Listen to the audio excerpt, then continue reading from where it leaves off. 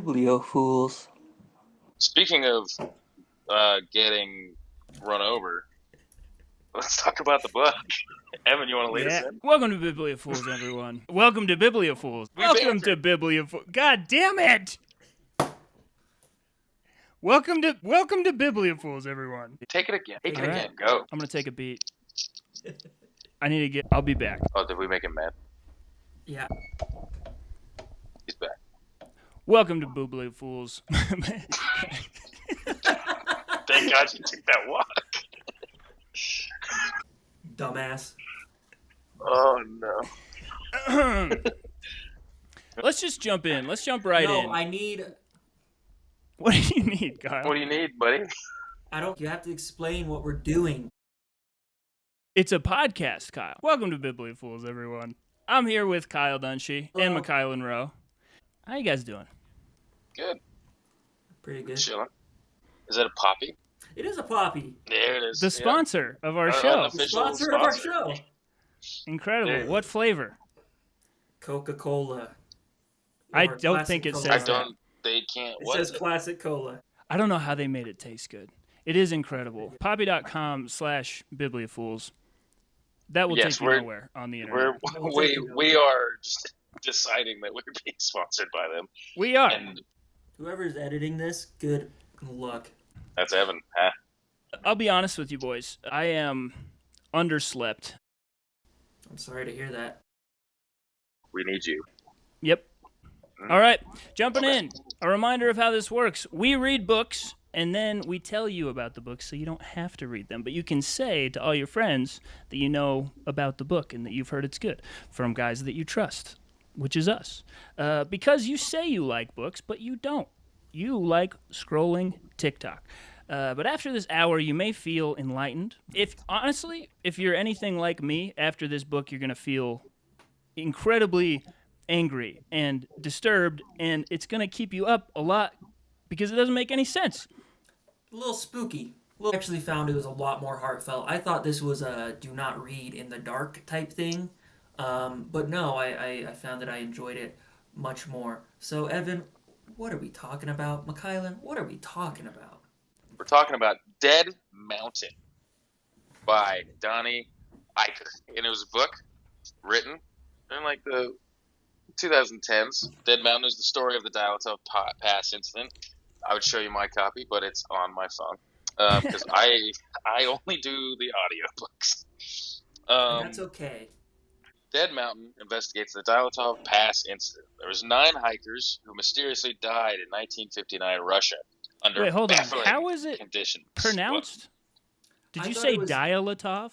I said Dyatlov. That's what it is. Dyatlov. There we go. Sorry. Dyatlov. It's that. So that's okay. We're just gonna get this out in the air now.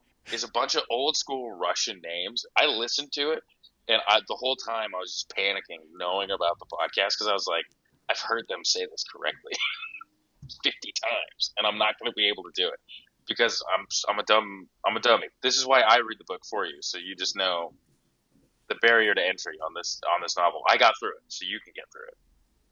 You can do anything. If you almost anything. Most things. Okay, but so the Dyatlov Pass is part mystery, part survival, part science. You know, it's got a little science fiction-y info in there. It's like the Cold War X-Files. All right, so author Donnie Eichar retraces their steps, hikes to the pass, and proposes a scientific theory involving infrasound. I don't know what infrasound is. They just did the infrasound. It's the thing they did at the pyramids. Was that infrasound? That's how they Is that found. it? I think that's what it was. Is they did the sounding. I don't know. We're not. Does this I'm not- technology only apply in spooky, mysterious circumstances? Seriously. I don't. Who's on their computer? Somebody Google it right now. Let's get a Google going. Fire up that Google machine. I'm gonna keep powering through. But infrasound was cool in this. This book is interesting because it's wrapped in this weird, crazy conspiracy. It's really a very like grief and like sad story as well. And then it's also just a terrifying realization that at any time, any place, no matter who you are, how great you are at something, nature can just fucking kill you. It's a strange tale. It's a very strange tale.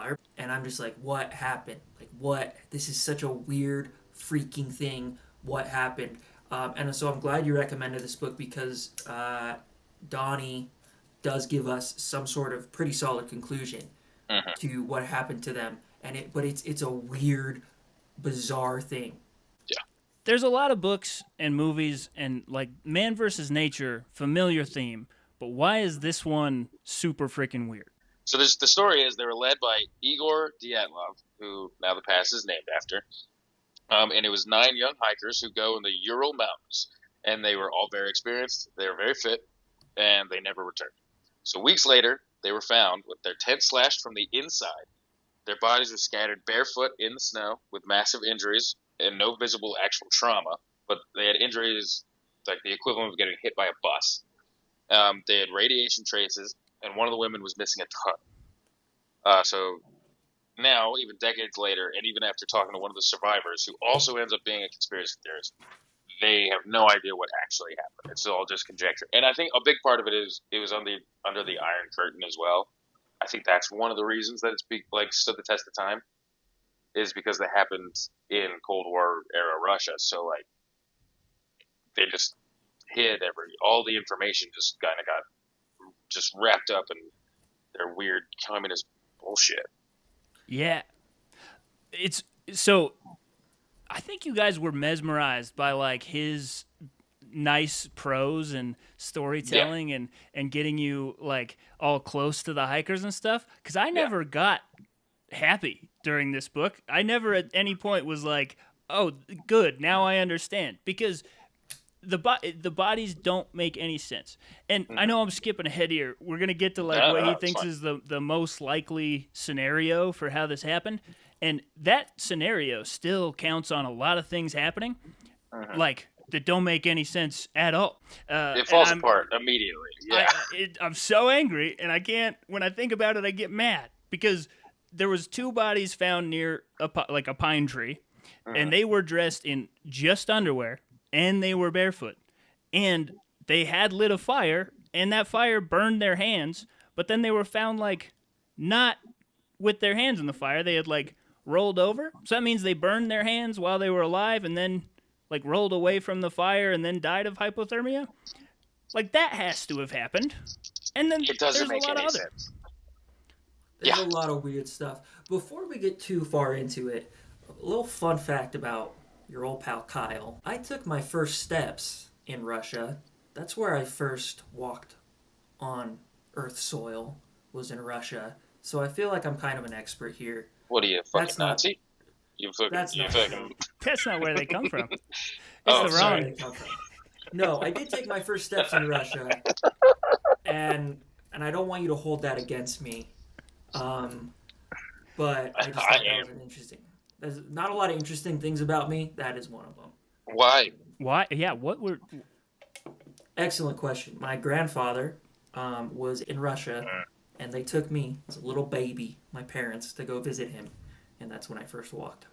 Amazing. You were like, I'm going to walk right the hell out of this country, is what you're thinking. Absolutely. And so I kind of want to give some background. Like Max said, this is like Soviet Cold War area. So this is 59. This is one of the better times, like more hopeful times to be a Russian adolescent, as these hikers are, because Stalin's dead. Khrushchev has come in, and things are a lot less scary. You're not going to prison for essentially sneezing in the wrong way, and so a lot of bad stuff was going on.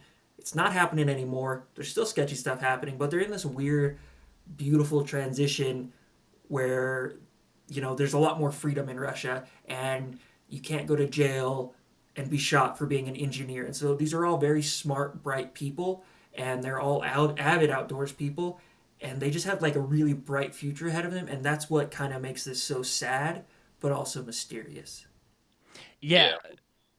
It's unsettling how he establishes right off the top, like, these are extremely competent people. These are not like slash your way out of the tent and go walking around barefoot kind of hikers. They knew exactly what they were doing.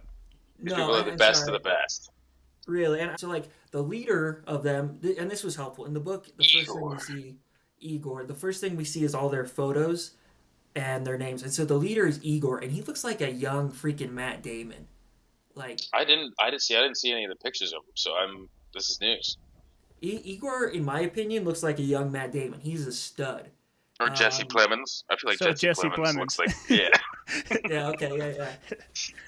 And then there's Yuri. There's Xena, who is kind of like the girl next door, sweet girl. Everyone has a crush on her.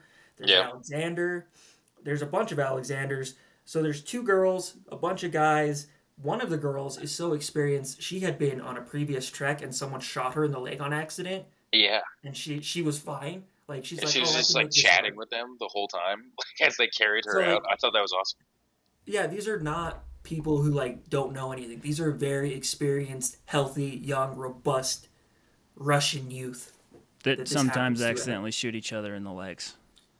Yeah, well, I'm Well, sure they didn't bring that dipshit along. the way Donnie Eichar has kind of structured this book is that there's kind of three timelines. There's the hikers heading to the actual hike, as best as he can recreate it. There's the people finding the hikers after everything's happened, and then there's him doing the research.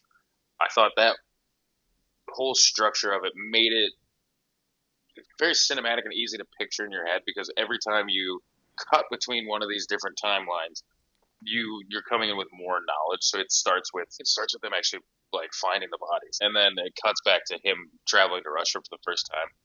And I thought the main character of Donnie, our main character, essentially his timeline, did a really good job of painting the picture of how like controversial this story is, and how like Russia doesn't want you to really know about it. And a lot of the people were like, "Why do you not have mysteries in your own country?" That was a big thing they kept saying to him. It was like they don't have any mysteries. And hearing him talk about deciding to go to Russia and then like hike in the Siberian mountains to maybe discover what happened to 9 hikers 60 years ago, while he has a brand new newborn baby back home in LA, was just so fascinating, and just kind of took you into this world of like being obsessed. It made me think of just every good book about like obsession of like trying to find the truth. Goes on like 3 trips. So the first trip, he's trying to find Yuri Yudin, and I forget the name of what was his guide's name? There's probably Yuri as well. It's probably another Yuri. There's a lot of Yuris in this book. Yuri Bluten and Yuri Gruden and Yuri Yudin. But his guide kind of takes him around, and they start to he gets all that notes and journals and all of these findings from the people who went out there. The second time he comes out, he's more prepped. He's ready to like actually go on the journey, and he meets Yuri. And I just thought it was so fascinating the way that he like meets this just old, angry, weird communist conspiracy theorist who is really slow to warm up to talking to him. And then turns out all of his ideas are like the government came in and killed them. And that part of the book, I was really like blown away. I was like, oh wow, we're not getting anything. This is not going to end with us learning something. This is like a journey about obsession and just like and grief and this lost thing, because that's all that really happens is like he capitulates his own stupid theory, not stupid, but his own theory as well. That's just like, oh no, you can be obsessed with something, but like sometimes you're not gonna get the answers. And I liked that. That was kind of my takeaway from this book, is just like, oh man, mystery. Like sometimes you're just never gonna learn what's going on, you know? Yeah. Did that bring you some kind of peace? Because I'm just so mad about it. I had more peace after reading this book. I'm like, okay, this is kind of a conclusion. Like nothing's ever a conclusion, but it's a lot more than I thought, given the really weird circumstances surrounding this case. So like, but to your point, Mac, like he's visiting the Russian people. He meets the sole survivor who was really hard to track down, Yuri Yudin, and Yuri is just like this grumpy Stalin sympathizer, like interesting guy who's like, I don't know what happened to my friend. Like you can tell he's pretty messed up from this whole ordeal, and you think he's gonna have all the answers, but he's not. He's just kind of this sad curmudgeon of a person with really bad rheumatism. So I don't know. I did like, though, he got a little defensive about for sure what he thought didn't happen. He was like, there's a lot of conjecture that because there was 7 dudes and 2 girls on this trip, that there was some sort of like a fighting over the women thing that happened, and he was like, that was not it, definitely not it. It was the government, which I think is a little suspicious. Yeah, and he's useless for a few reasons. I don't mean that as a slight, but like Yuri has really bad rheumatism, and one of the ways he's found to deal with it is to go on hikes with his buddies. But before he gets to their final destination, he has to bail because his back pain is so bad. So he's not there on the actual night when Yeah. everything goes bad. So he's just as confused as everyone else, just as pissed as everyone else. But these were like his dear friends, and it's sweet. I would recommend, if you're gonna read the book, like get this book, because there's photos like of them together that they took, and like they're a happy, joyous group. And I love that Yuri defended. He's like, no, it wasn't jealousy, because the first podcast I heard about this is like, oh, the dynamics is there were two girls, a bunch of high school guys, and then there was a 30-year-old guy with them who came along who had gold teeth, and I'm like, it's the guy with gold teeth. Like, he's absolutely the guy who he did it. He's the one who killed everyone. But Yuri's like, no, like, it's not that simple. We were all pals. You know, there was no jealousy, and that's what Yuri is adamant about. So he shuts that down real quick. Yeah, they are the most idealist of communists possible. I feel like everything that we hear in the West about Russian communism, which, you know, there was like a lot of freaking like, there was a lot of bad stuff that went down, but like what Marx and Lenin were like hoping, the utopia, these 9 hikers were living that utopia. They had subsidized education, subsidized being able to go out into the wilderness and explore. And even, it's wild. Their journals about what they would talk about. They would just talk about, like, romance and poetry and, like, play music. They brought along... It was like a mandolin or something? Yeah. Yeah, they had the mandolin. They like, picked up another hiker... along the way, and it was just like it was what I think everybody was hoping communism was gonna be, which I thought was interesting. Yeah, and it made it. I loved the whole section where you're going with them on their trip there, because like the one guy always keeps getting arrested, and like they keep just being like, all right, well it looks like we just have 3 days in this town. Like, it's such a journey to get there, and you really grow to like, I don't know, you like them. You like these people going through this whole crazy adventure. It's wholesome. At one point, they have a stop in like a remote area, and there's this like little elementary school, and they go in there for warmth, and then they end up singing to the kids and telling them stories, and the kids don't want them to leave. Like, it's a very wholesome group of individuals, which is not what you think of when you think of communist Russia. Yeah. And was not the reality for, let's be real, millions and millions of people. But they just happened to be there in this interesting time. But yeah, they're hopeful, they're bright. Like, it couldn't have happened to like a nicer group of kids, is what it seems like. That's one thing that I loved. The biggest thing I liked about this book is that Donnie is really, it's a very introspective look at like, why am I obsessed with this? And like, I can't get over this thing. I just need to know more about this thing. And I love that idea that like you hear a story and something in you is just like, gotta go. I gotta figure this out. That's what made it, like, we'll get to it at the end with the recommendations, but that's what made this book so awesome to me, even though it was very disappointing to not figure out what happened, is I think we all kind of, that's such a relatable thing, or at least we want it to be, of like having that God-sized hole that you're just like, I gotta figure this out. Those are like my favorite type of movies too. It reminded me of like Zodiac or something. Really? It's just this is a guy that's just gotta, something's off. He's gotta figure it out. I love that energy. Interesting. That's not, to be honest, that's not something I got from the book. I Really? thought he's like, I left my 8-month-old baby. I'm like, you piece of shit. How dare you? Being a mom is hard. You know, help Okay, out. Oprah. Help Yeah. out. Don't Being a solve mother, the mysteries. being a But mother is a full time. But no, but you're right. But that speaks to his obsession, and he talks about that. He's like, I didn't want to do this, but like I had to do it. And everyone in Russia's like, you stupid idiot! Don't you have freaking mysteries back home? Don't you? It's like, yeah, we have all sorts of mysteries. We destroyed a whole nation to get our people. We're a whole big mystery, but they're just interested in why he's interested in them, and it is fascinating. So now that you're talking about it, I'm appreciating. You get just a whole 360. First, I'm like, no way, but I'm like, okay, yeah, that is interesting. He was obsessive. Maybe he wasn't that bad of a father. He and that's was, but well, and he might be a good one now. We don't know, but it's that. Yeah, that's probably a great dad. It's just. I mean, this is just a thing I like is when somebody is obsessive, like to the point of almost self-destruction. I want to hear stories about that guy. It's like the Stranger in the Woods thing, where like Chris Knight, when he's off in I should stop referring to other episodes so much, right? No, you have to listen to all the episodes. No, go back and listen. Yeah, fellow fools. Don't. We're not doing that. Okay, sorry. Fool Nation. Fool Nation. Welcome again to another episode. Yeah. Do. Who's got the beef? Yeah, we're not just a bunch of white guys doing another podcast. Oh, yeah. We got one of us is black. Yeah. Okay, anyways, so reading a book about somebody in modern times having this huge existential weird crisis about going and figuring out something on the other side of the world. Yeah, awesome.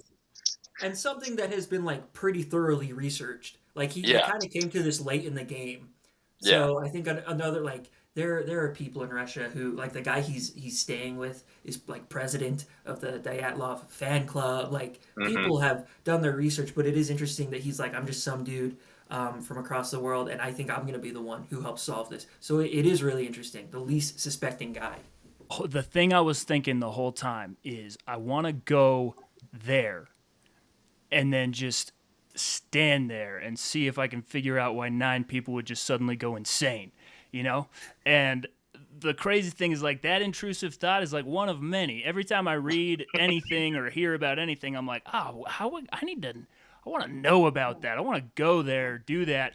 And then I'm like, and then I go to bed, you know? But this guy was like, no, we're doing this. He stayed up. Drained his life savings and he was like, I'm going to go to that place. And he almost couldn't go.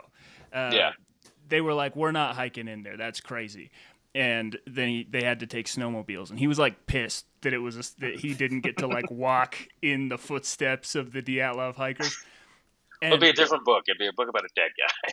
Dude, how crazy would that be? We find this book half finished because when he got there, he went crazy and climbed a tree and like jumped out and cracked his neck. That would have been better book. Yeah.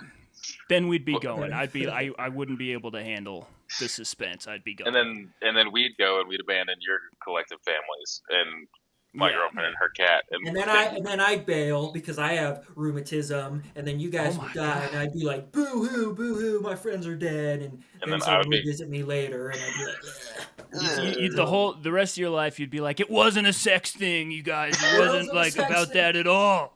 It's like there was a lot of sex things, but they happened before. It was from previously. There's previous sex stuff. Okay, but back to the... So we're also going to lose our minds over it. All right, so there are several settings that are important here. Number 1, the tent.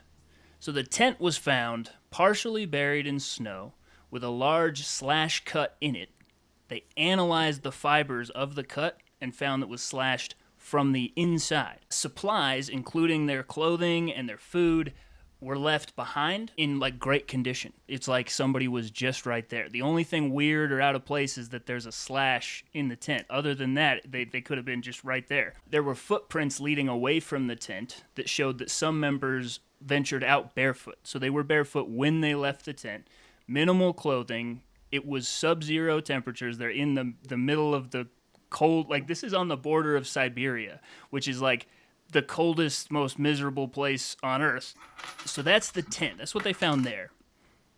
Farther from the tent, there's the bodies. 9 bodies discovered over the course of several weeks, so they're quite spread out. 2 of them were found near a tree line. Yuri Doroshenko and Yuri Krivon Ishenko. Yep. I'm not going to try to say any more names. That's the last one you get out of me. They're all good. Yuri after that. They were found near a large Siberian pine tree. They were dressed in only underwear and were barefoot. And a small fire had been attempted nearby. Their hands were charred, but their hands were not in the fire.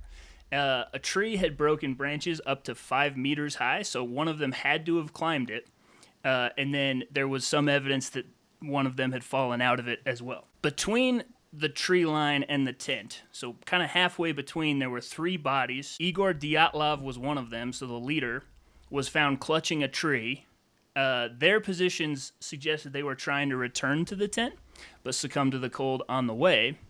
And then a ravine is where the last 4 bodies were found. They were found last, under several meters of snow. They were more clothed than the others, but they had severe injuries. So one of them had major skull damage. 2 of them suffered severe chest trauma consistent with high impact force. And then one of them was missing their tongue, eyes, and part of their face. And then the 3 that were found between the tree line and the tent, one of them had a fractured skull, and then one of them had a broken nose. So all of those things have to happen. The injuries, so 6 of them died from hypothermia. 3 of them were killed by physical trauma of some kind. There's no... Well, we'll get into theories from here, but that's what they found. And then the one woman had her tongue removed, right? Did we say that? Yeah. Yeah, tongue, eyes, and part of her face. And part of her face, yeah.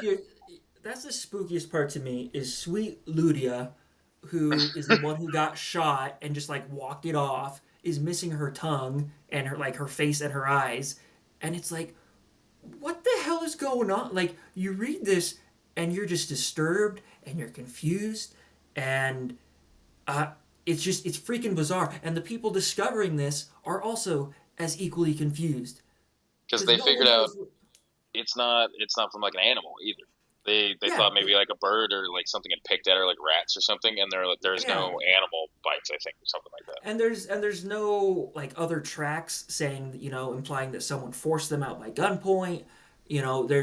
There's not a lot of theories at all as to what this could have happened. And so that's what brings up these bizarre theories that people come up with, because there's not a lot to go on. There's not a lot of realistic theories. Every theory is crazy. It's like the magic bullet Lee Harvey Oswald thing. It's how all of this happened. Yeah, well, we're going to get there. We'll get there. Future episode.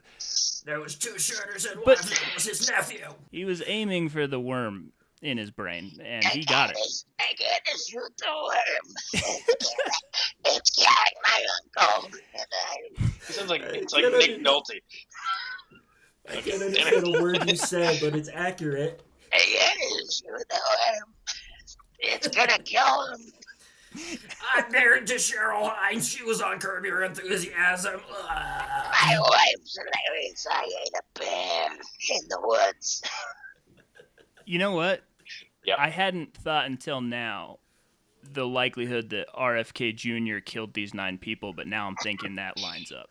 I was trying to talk to the law school students, and I got lost. And then I saw all these guys out there, and I held them down, and I bit her tongue out with my tongue.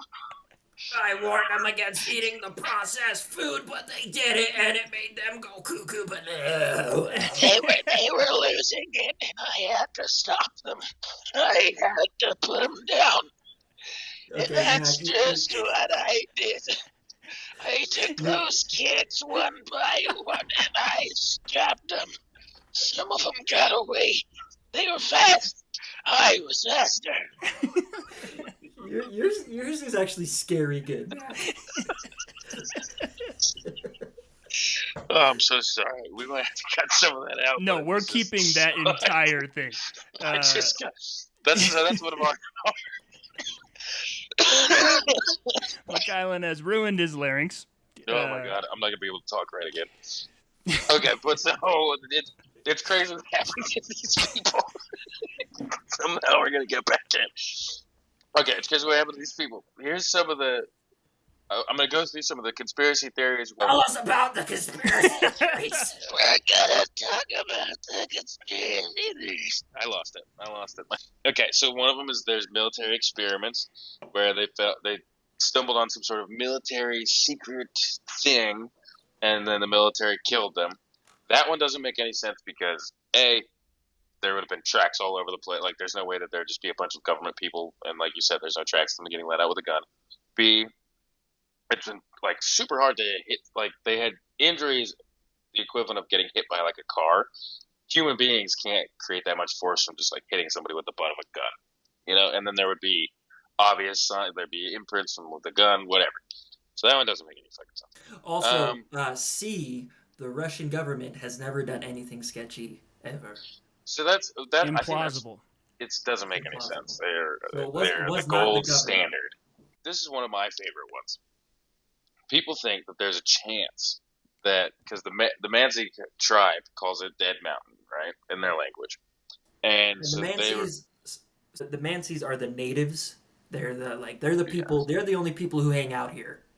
They're the natives who have been pushed off onto this land. I guess that's a pretty common thing. To push natives away. Yeah, but it's known to happen. And as Evan pointed out, the Mansi are the bear people, which brought me a lot of joy. So it's true. Kyle, for the listeners, Kyle is a bear man. Your spirit animal is a bear, right?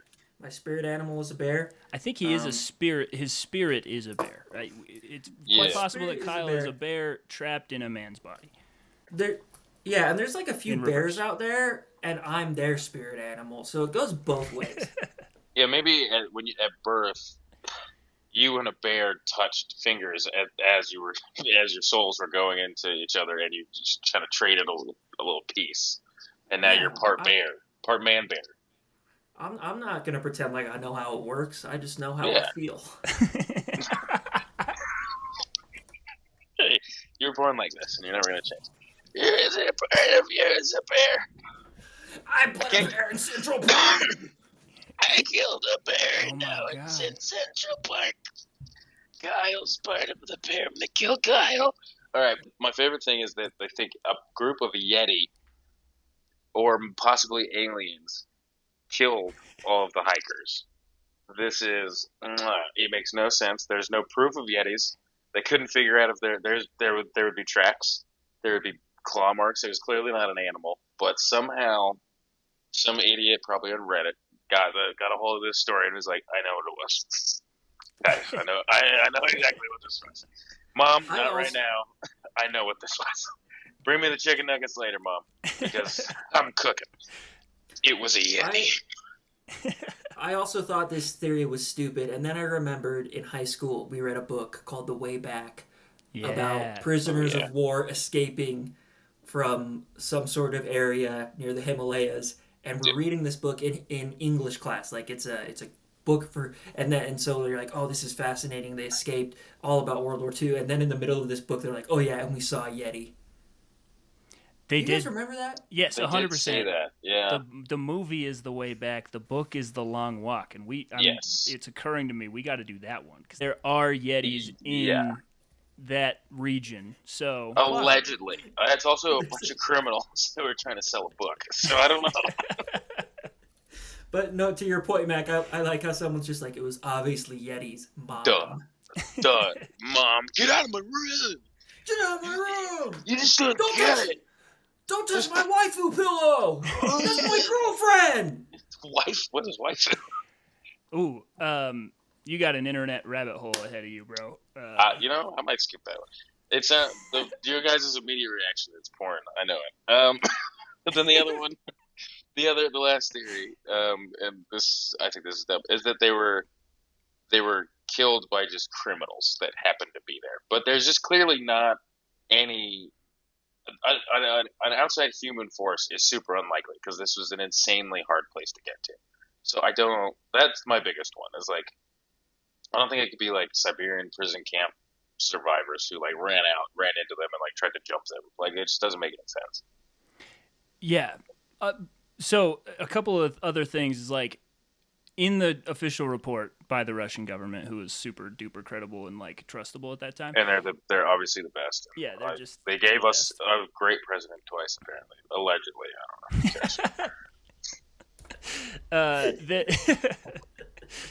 Yeah, dude, 100%. So the avalanche. So what it says in the report is an unknown compelling force.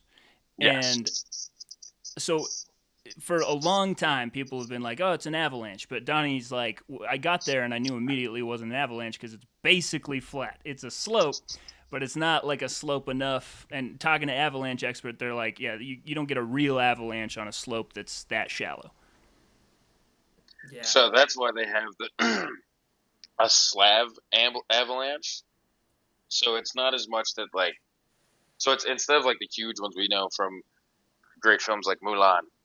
In this idea, the avalanche is there's just a break in the snow, and so this slab of snow just shifts over and would hit them. So it's not and instead of like a big bunch of that's what it says here. I'm breaking this down. So this is what a slab avalanche is. A layer of snow breaks away from a deeper layer and slides downhill.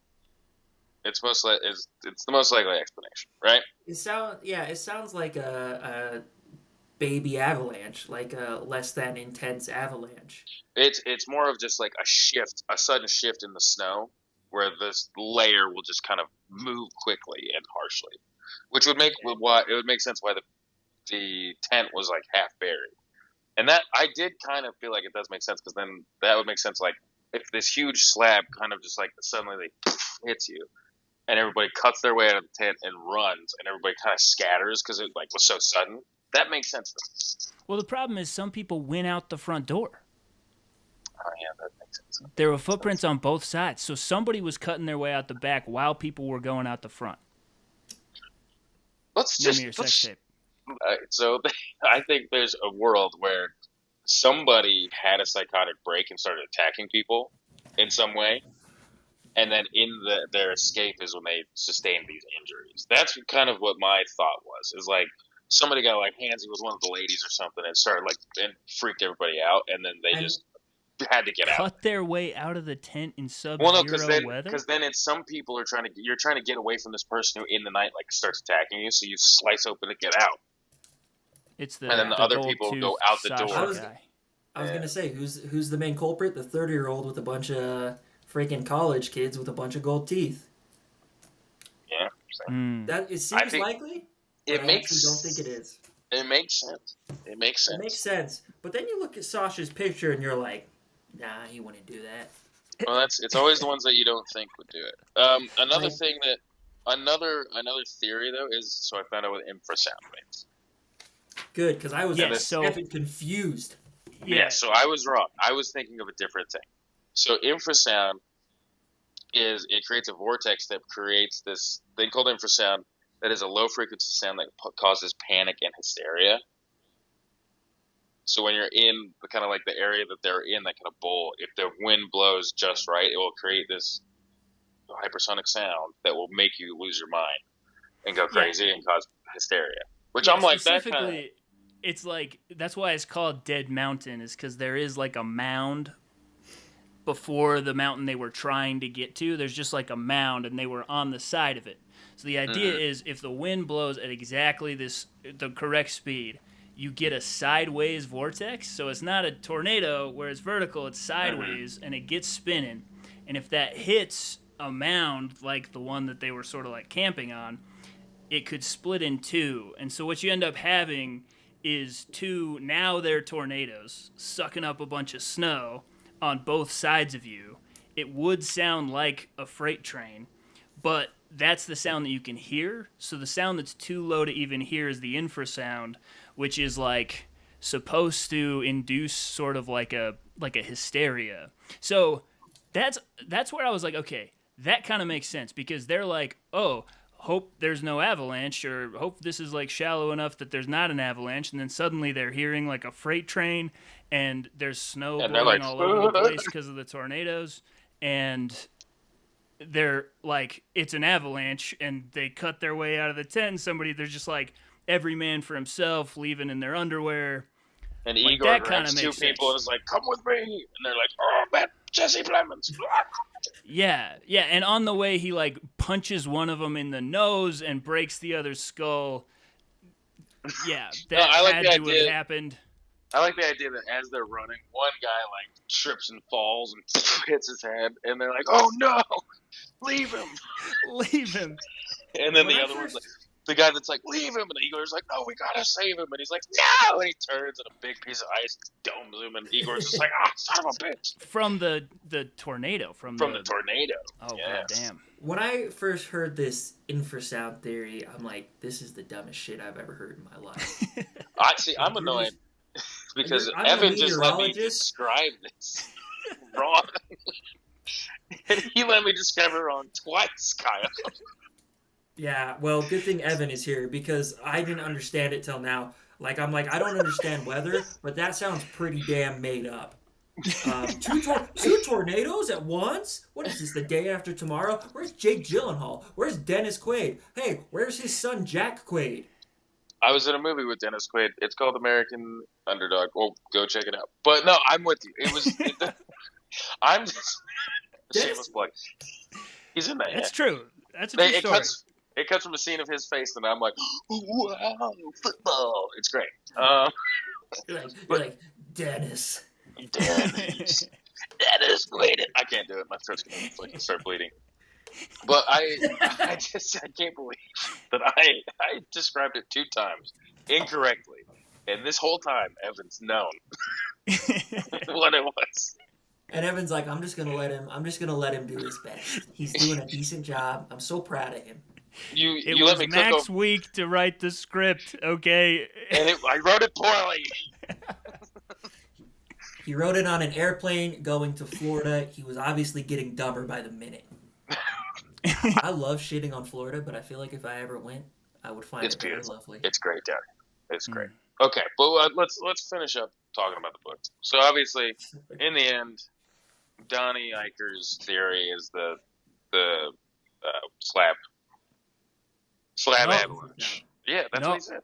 No, it's the infrasound.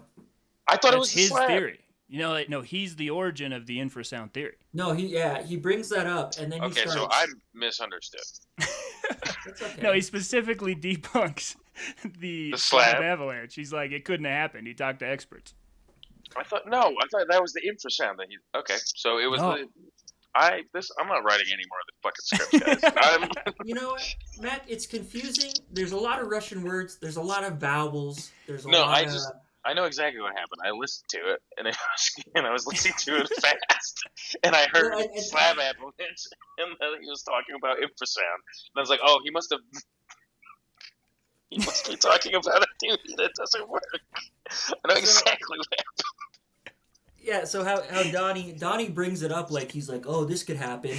And then he starts diving into it more. He's like, and then I talked to the leading researcher on infrasound, who's like this nerd, like a professor. He's probably wearing like a sweater or something, like a freaking idiot. Guaranteed. But he knows all about infrasound.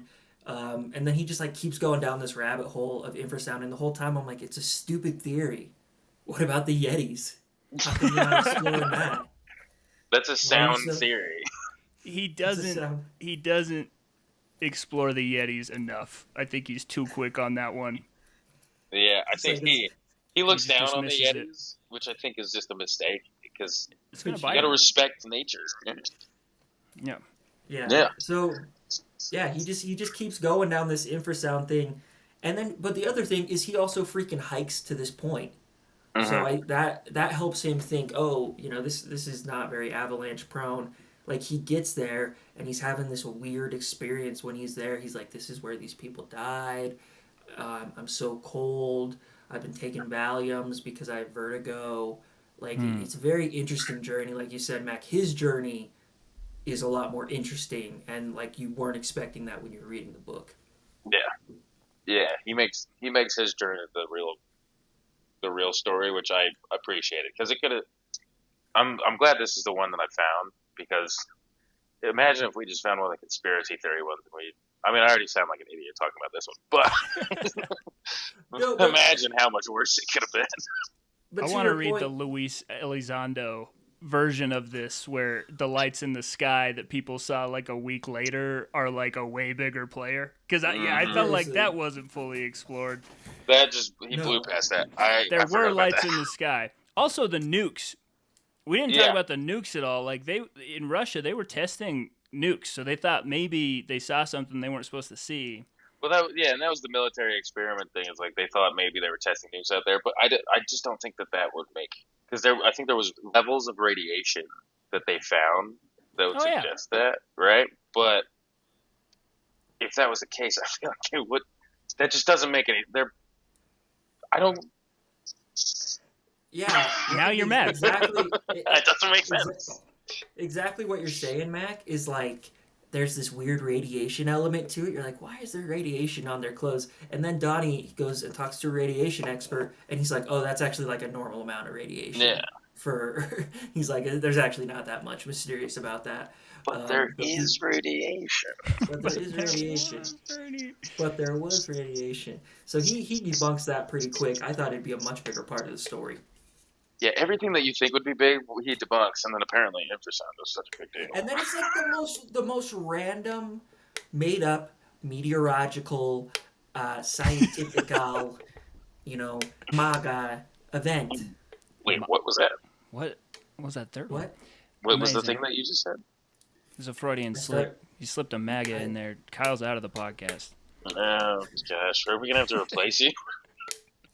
Yep, I've done some sketchy stuff. There's just going to be a third. We just have a new guy.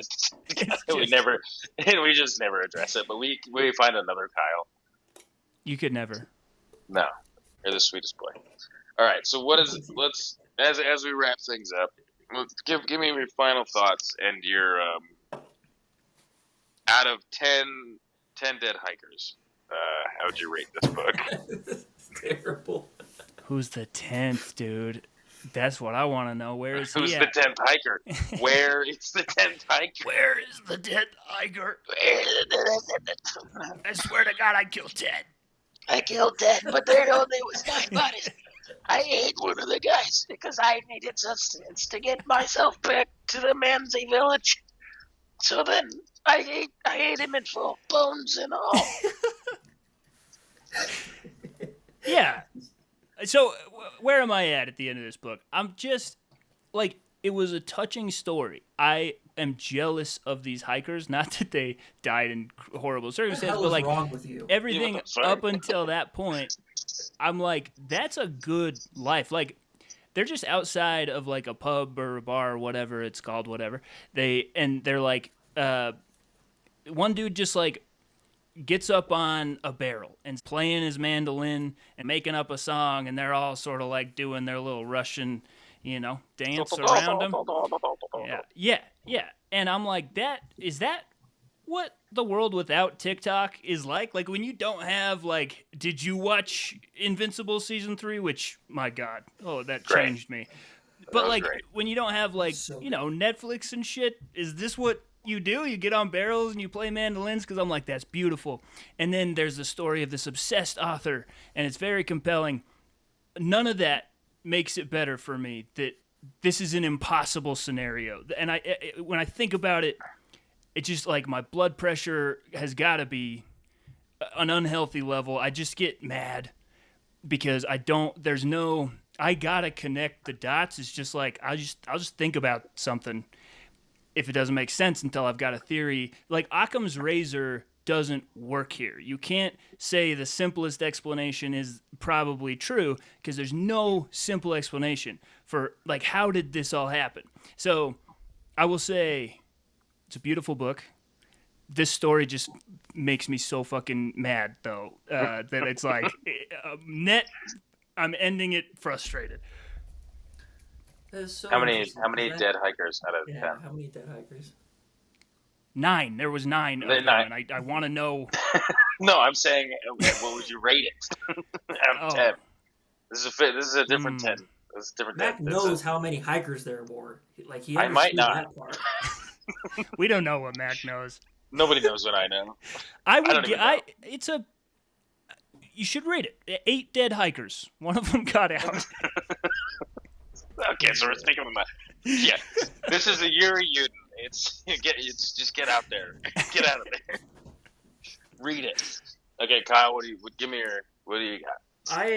I like this book because it was not what I expected, and it came to some sort of conclusion, as bizarre as it is. But like, it made me think that there were all these bizarre theories that you talked about, but like the most likely theory that's backed by a lot of science is that it was just an abnormal nature event, and that made me think nature's a lot more hardcore and mysterious than we ever want to give it credit for. Like, sometimes our world is just so insane and crazy that it causes these things to happen, and that's bizarre. So I liked it for that reason, because it's not what I was expecting. It was a good journey. I don't think you need to read it if you listen to this podcast, because we kind of just like spoiled it. Like, it's the infrasound. That's what the most likely theory is. So like, don't you're like, you're not gonna, like, I was like on the edge of my seat, but if you've listened to this, you're like, no, I know what happened.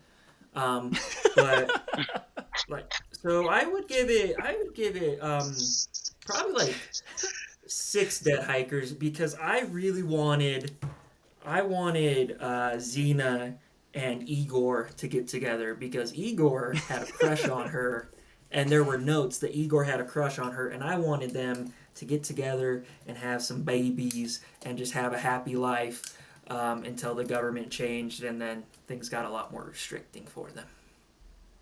Maybe they did. Maybe that's why her nose was broken. He broke her nose with his face, with his passionate love with his passionate sex. Well, there's a bunch of people in the room, and all of a sudden there was 2 tornadoes, and they're like, yeah, it was the most beautiful, wave of passion. They went out of this life together. Yeah, and then he ran away without her. And held onto a tree until he died.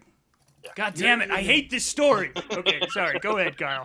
Well, I was going to say, Yuri Yuden, the survivor, does go to point out, he's like, we were all virgins. I'm like, maybe you were the only virgin.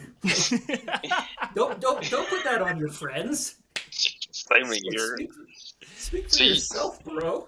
I love the love story. You really made this into a cinematic tale, Kyle, in your head.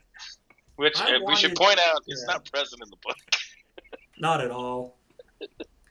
In the book, they're just like some cool kids. And Kyle's like, oh, I want them to fuck. No, it's not that. It's like, they're not normal kids. They're not doing drugs. They're singing mandolin. They're have secret crushes on each other. It's sweet.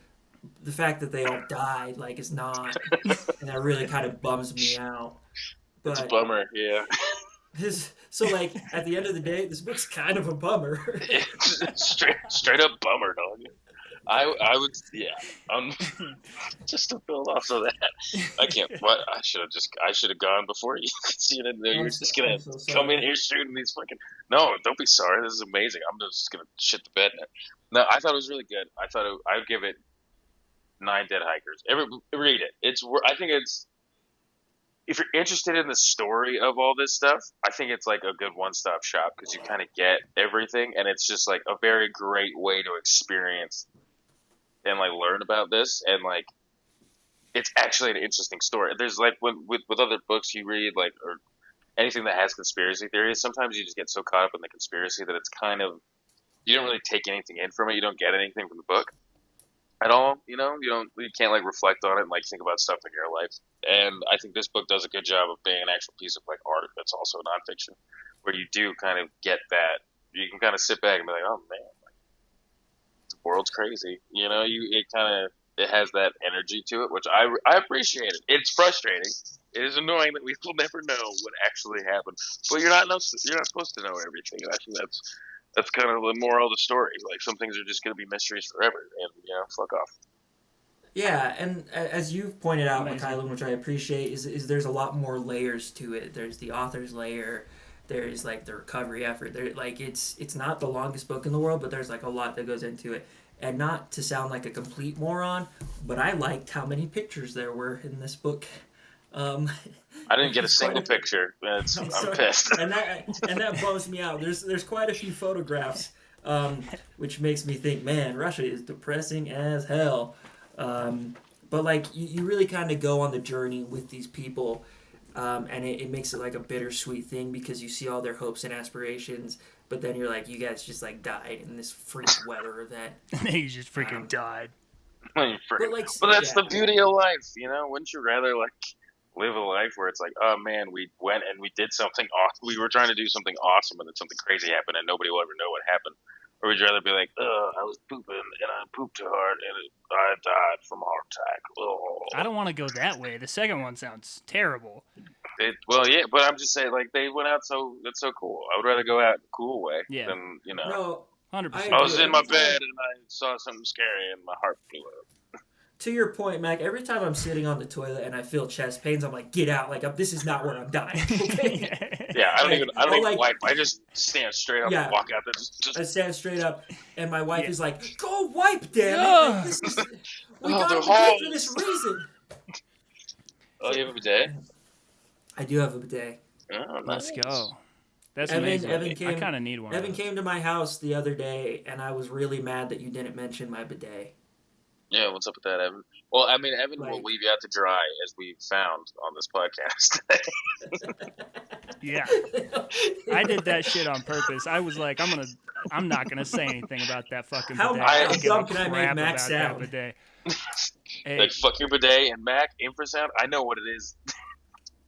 See, I didn't get a picture of the infrasound. This is my plug for what you don't get in the audiobook. For our listeners, there is a full-page diagram of a sideways tornado. So, there you go. I must have just skipped that looking through the sad faces of all these hikers because I didn't realize that page was in there. Maybe it's just in my book. Kyle and I seem to be the idiots. Just along for this book review journey. Well, just like, it was good! And Evan's out here just like, all right, I know exactly what happened. There's a diagram. I learned the diagram. On page 29. We like when the pictures and when they say funny words. Like, I'm going to do an impression now, kind of poorly, but it's funny to us. It's 10 out of 10, dude. Don't let anyone tell you that's a poor impression. I don't know if our I'll listeners are going to think RFK Jr. was a guest host. He was. Actually, sorry. RF, do you want to... I call him RF because we're close. RF, do you want to hop in on... Oh, he's... Okay, because this isn't visual, so you won't be able to see him, but okay, here he's coming. Oh, holy crap, it is him. Oh my gosh, RFK Jr. Hey guys, I just wanted to tell you a couple stories real quick. Alright, so the first things first. Nobody cares about the Dilatov Pass, okay? There was a mystery that was made by the Democrats to make sure that Tulsi Gabbard wouldn't get into the office, but we beat it. And these people are trying to give your kids autism. Hey, can I ask you something, RFK? I want to ask you something real quick. You want to? I'll talk to you. We'll talk to you. Okay. So he's sitting really close. Just shut up. Give me the mic. What's going on, Kyle? I heard you had like 100 mistresses at one point. Like, I know you're a Kennedy, but I gotta go. It's the limo outside. It says I gotta go. I gotta go right now. Okay, I'll see you. Bye. Bye. RFK. Wow. Right, bye, buddy. Yeah. Incredible. I pray with everything I'm never in your presence again. He'll come back. Well, he can't hear you. He's left. He left. Okay, Yeah. We'll tell him. Look at us. Three episodes in, we got a celebrity guest host and a sponsorship by our good friends at Poppy. Yes, Poppy, eat fish. Thank you, Poppy. Well, let's take the intro again. Hello, everyone.